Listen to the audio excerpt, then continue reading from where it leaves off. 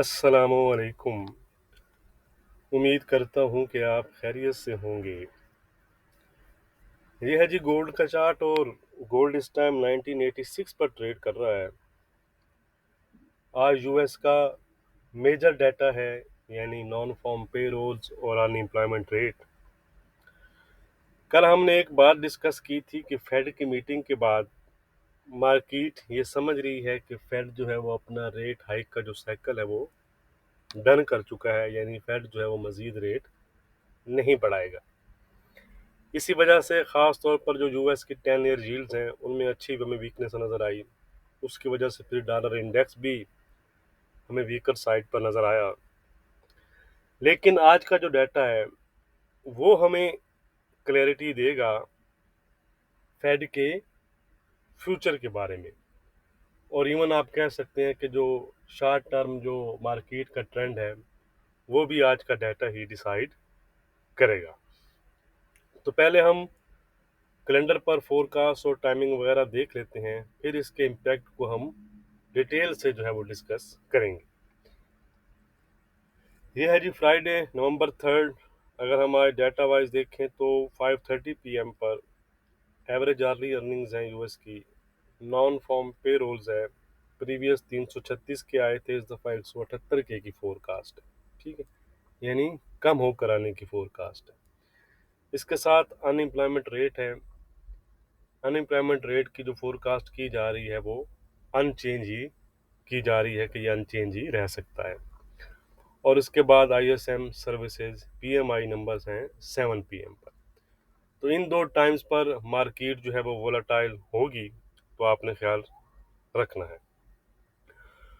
तो जैसा कि हमने कैलेंडर पे देखा कि इस दफ़ा एनएफपी की फोरकास्ट जो है वो सॉफ्टर साइड पर है, और अनएम्प्लॉयमेंट की जो फोरकास्ट है वो अनचेंज रहने की है। यहाँ बुलिश और बेरिश सिनेरियो डिस्कस करने से पहले एक चीज़ मैं आपको बताता चलूँ कि फेड चेयरमैन ने प्रेस कॉन्फ्रेंस में कहा था कि स्लोअर ग्रोथ और लेबर मार्केट में सॉफ्टनेस वो देखना चाहते हैं for price stability. It's mean कि अगर आने वाले दिनों में जॉब और जीडीपी नंबर्स वगैरह सॉफ्टर साइड पर आते हैं तो वो फिर मज़ीद रेट नहीं बढ़ाएंगे, और वाइस वर्सा अगर ये हीट अप रहते हैं तो फिर वो रेट मज़ीद बढ़ा सकते हैं। अब इस चीज़ को आपने माइंड में रखना है, रखते हुए आपने जो नेक्स्ट मेरी बात है उसको समझना है। उससे पहले एज अ डिस्क्लेमर आपने याद रखना है कि ज़रूरी नहीं है कि जो सिनेरियो हम डिस्कस करें वैसा ही हो, यानी मार्केट डाटा के अकॉर्डिंग ही रिएक्ट करेगी। बाज़ औक़ात ऐसा होता है कि मार्केट डाटा के अपोजिट साइड पर भी रिएक्ट करती है। तो जो एक्सपीरियंस ट्रेडर हैं वो तो इस बात को बखूबी समझते हैं, बट जो न्यू ट्रेडर होते हैं फिर वो आकर शिकवा करते हैं कि आपने तो कहा था कि ऐसा होगा और वैसा नहीं हुआ। ठीक है जी, इसलिए 100% आपने मेरी किसी बात को 100% नहीं समझना। नंबर 1 सिनेरियो, अगर एनएफपी नंबर लोअर साइड पर, यानी प्रीवियस मंथ से इस दफ़ा जो नंबर्स हैं वो लोअर साइड पर आते हैं, और अनएम्प्लॉयमेंट रेट जो है वो बढ़कर आता है, यानी कि 3.8 से अपर साइड पर आता है 3.9 3.10 की तरफ। ठीक है, तो ऐसा जो डाटा होगा वो डाटा कहलाएगा नेगेटिव डाटा। ठीक है, ऐसा डाटा फिर गोल्ड के लिए पॉजिटिव तस्वुर किया जाएगा और डॉलर इंडेक्स के लिए नेगेटिव। क्यों? इट्स मीन कि जो फेड देखना चाह रहा है कि जो जॉब मार्केट में सॉफ्टनेस आनी चाहिए वो हमें आना नज़र आना शुरू हो गई है। नंबर 2 सिनेरियो, अगर एनएफपी नंबर बढ़कर आते हैं, यानी प्रीवियस मंथ से बढ़कर आते हैं, और अनएम्प्लॉयमेंट रेट जो है वो कम होकर आता है, यानी प्रीवियस 3.8 था तो इस दफ़ा 3.7 3.6% आता है, तो ऐसा डाटा कहलाएगा पॉजिटिव डाटा। ऐसा डाटा की सूरत में जो डॉलर है उसके लिए सपोर्टिव होगा, यानी डॉलर फिर आपको अपसाइड पर नज़र आएगा, और वाइस वर्सा फिर गोल्ड में हमें वीकनेस नज़र आएगी। क्योंकि इसका मतलब होगा कि labour market is still tight और फेड के पास फिर मजीद अभी रूम है। क्लियर हो गया जी। नंबर 3, अगर एक डाटा पॉजिटिव और दूसरा डाटा नेगेटिव आता है या मिक्स डाटा आता है जिसे आप कहते हैं, ठीक है, या डाटा मोर और लेस सेम आ जाता है, ज़्यादा कोई अपसाइड या डाउन साइड का हमें सरप्राइज नहीं मिलता, तो फिर मार्केट भी मोर और लेस आप कह सकते हैं कि मिक्स रिएक्शन ही आपको दिखाएगी। ओके हो गया जी। ये 3 सिनेरियो हैं, इनको आपने अच्छी तरह समझ लेना है, लिख भी लेना है। मेजर डाटा है, मार्केट हाईली वोलेटाइल भी हो सकती है, तो ख्याल रखिएगा, बगैर एसएल के ट्रेड मत कीजिएगा। बाकी डाटा की अपडेट मैं आपके साथ टेलीग्राम और फेसबुक वगैरह पर शेयर कर दूंगा। उसका जो लिंक है वो वीडियो की डिस्क्रिप्शन में दिए गए हैं, आप ज्वाइन करना चाहें तो कर सकते हैं, और साथ साथ वीडियो को लाइक भी कर सकते हैं, कोई पाबंदी नहीं है, ठीक है जी। अच्छा जी, अब हम चलते हैं जी चार्ट की तरफ। तो गोल्ड 1986 पर ट्रेड कर रहा है। कल गोल्ड ने कोशिश की 1992 91 के आसपास की हाई बनाए, लेकिन 1992 का जो रेजिस्टेंस है उसको ब्रेक नहीं कर पाया, और फेलियर की सूरत में गोल्ड रिट्रीट हुआ और 1979 के आसपास तक चला गया था।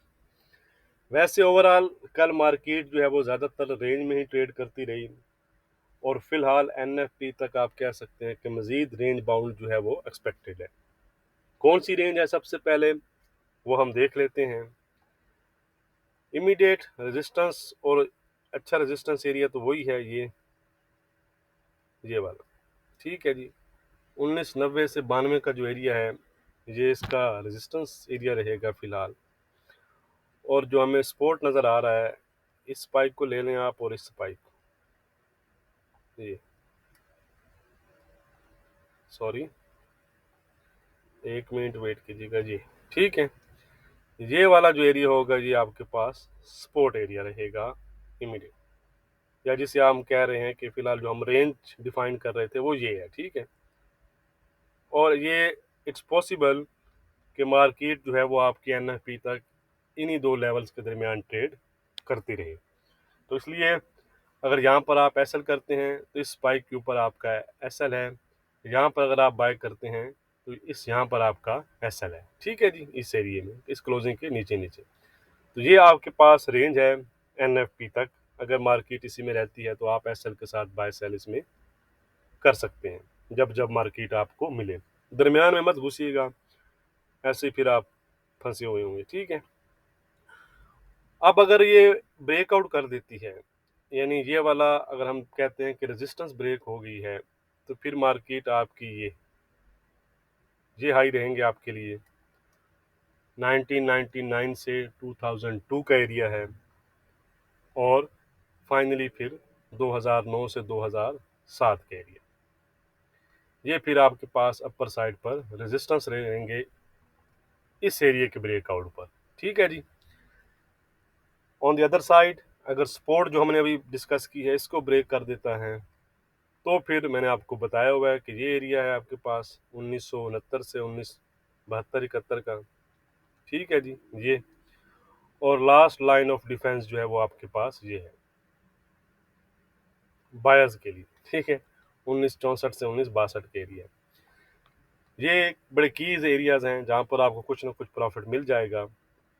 बाकी इतनी अगर ये भी ब्रेक कर देता है गोल्ड, यानी 1962 60 का जो एरिया है, तो फिर गोल्ड आपका 1953 1945 और 1938 की तरफ जाएगा। ऑन द अदर साइड 2009 के ब्रेकआउट पर फिर आपको नया हाई मिलेगा 2012 2015 2018 और इवन 2028 तक, ठीक है जी। लेकिन ये उसके बाद ही है, एनएफपी के बाद ही। अच्छा जी, तो एनएफपी तक हमारे क्या लेवल रहेंगे वो हम देख लेते हैं।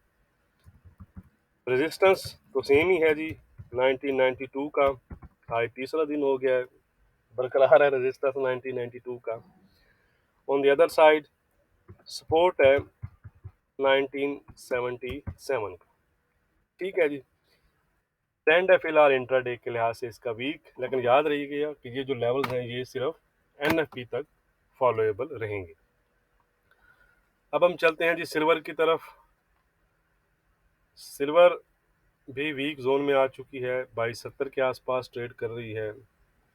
आज का रेजिस्टेंस है 2297 का, इसके ऊपर 2320 और 2335 तक जा सकती है। सपोर्ट है 2250 का, इसके नीचे 2240, 2225 और 2205 तक जा सकती है।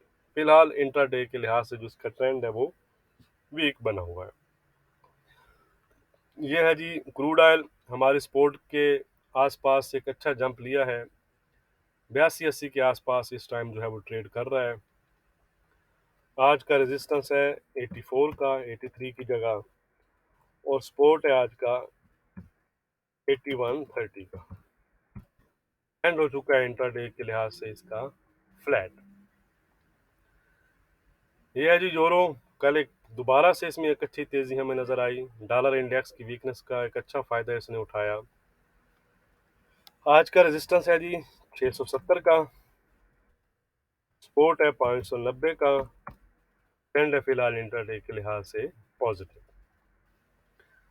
यह है जी ब्रिटिश पाउंड, कल मॉनेटरी पॉलिसी थी तो रेट हाइक तो नहीं किया इस बैंक ऑफ इंग्लैंड ने, इस वजह से कोई खास मूवमेंट भी हमें नजर नहीं आई इसमें। आज का रेजिस्टेंस है 2245 का, सपोर्ट है 2160 का, एंड इसका भी इंट्राडे के लिहाज से बना हुआ है पॉजिटिव। ये है जी जूझे, कल इसमें सेलिंग आई और तकरीबन हमारे सपोर्ट के आसपास से ये उठा है, और 150 की हाई बनाने के बाद इस वक्त 150-30 के आसपास ट्रेड कर रहा है, वीकनेस शो कर रहा है। आज का रेजिस्टेंस है 150-80 का, सपोर्ट है 149-80 का, एंड हो चुका है इसका फ्लैट टू वीक। ये है जी NZD USD, इसका आज का हमारा रेजिस्टेंस रहेगा 5920 का, सपोर्ट है 5875 का, ट्रेंड है पॉजिटिव। ये तमाम लेवल जो हैं ये NFP तक फॉलोएबल हैं, ये आपने जेन में बात रखनी है। 6455 का है रेजिस्टेंस ऑड में हमारा, 6400 का है हमारा सपोर्ट, ट्रेंड है इसका पॉजिटिव। वीडियो को लाइक और शेयर करना मत भूलिएगा। बहुत शुक्रिया।